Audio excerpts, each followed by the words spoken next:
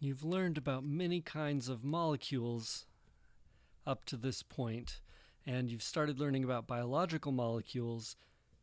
We began with fats and lipids, went on to sugars, simple sugars, and sugar polymers, and now we're learning amino acids and peptides. So you want to be able to look at a molecule and recognize which of these groups does it fall into. So let's go review the chemical features of each. Amino acids, you're looking for that NH2 going to a carbon. I'm going to draw the side chain on, but the key is you're looking for that NH2 going to a C, OOH, or might be more common to see it as an NH3 plus, and something like this, an ammonium group and a carboxylate group, which is where you find it at neutral pH in water. So you're looking for those connected amine and acid.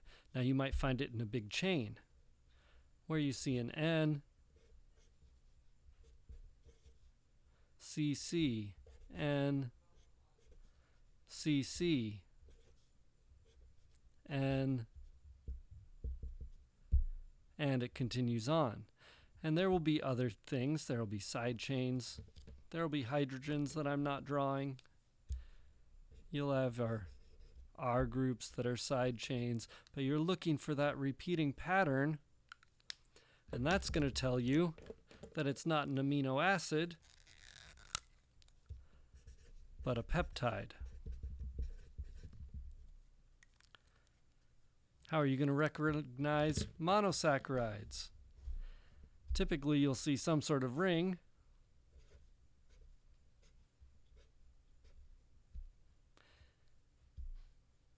With an O that looks like an ether, but it will never just be an ether. It will always have a lot more oxygen attached to it somehow.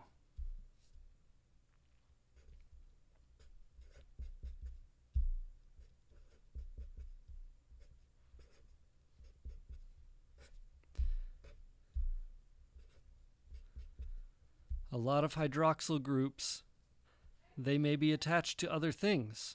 A hydroxyl group, instead of being a hydroxyl group, could be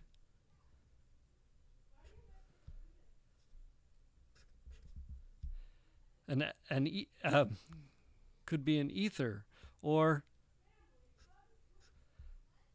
an ester, or an oxygen might get replaced with a nitrogen, but you're looking for this ring with a hemiacetal and a bunch of extra OHs or modified OHs around it. Then the polymer is going to have a whole bunch of rings connected to each other. And I'm, of course, drawing them in this non-chemical way where I'm just drawing the ring as a circle, implying all of the hydroxyl groups. But that's how you're going to recognize a polysaccharide. Now remember your fatty acids. There's the acid part and the fatty part. Could be a significantly longer chain than that.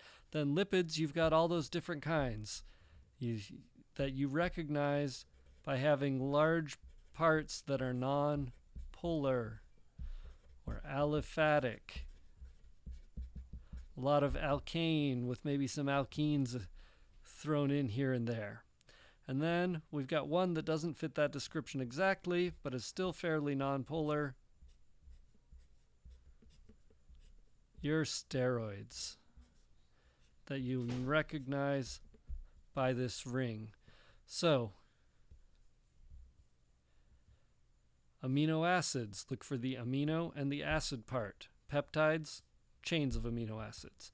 Monosaccharides, look for the hemiacetal or an acetal, and a bunch of hydroxyl groups. Polysaccharides, chains of those. Fatty acids, look for your acid with a fatty part.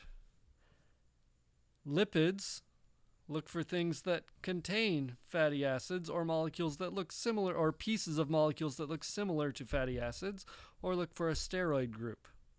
Because we have our others, we have our triglycerides, our fats, we have our phospholipids,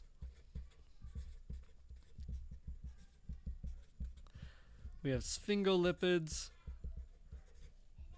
that look a little bit like phospholipids, but have a little bit different connection instead of connecting at a glycerol. And we've got our steroids that I just